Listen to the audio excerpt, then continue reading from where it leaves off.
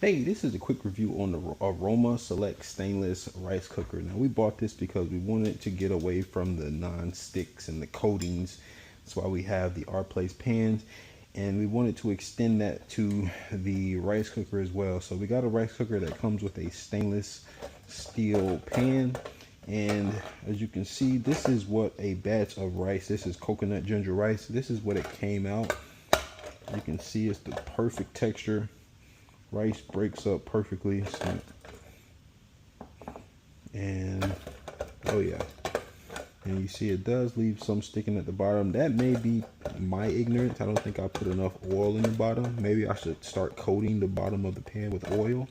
That might prevent that, like spray it with some oil. But after I get all the rice out, I just throw it in the sink and soak it. But right after it cooks, keep in mind this pan is really hot, so you have to be quick. Make sure you get it in the sink. And I wanted to talk about something too. One thing I do really love about this setup, which was an issue I used to always have with cooking rice, is on the inside it shows you the measurements for both white rice and brown rice. So if you put 2 cups of white rice, and I don't know if you can see that, but if you do 2 cups of white rice, this is where the water needs to go.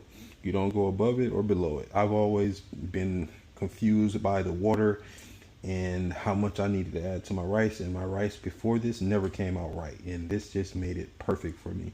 So now if I do 2 cups of rice, then I do 2 cups of water, and it comes right up to that line every time. And I forgot, it's supposed to be soaking that.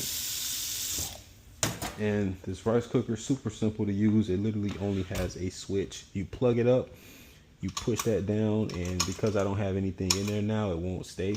But once you flip this down, it stays, and that begins cooking the rice, and you can just walk away. And once it stops or it's finished, it just flips to warm, and it just keeps the rice warm for you.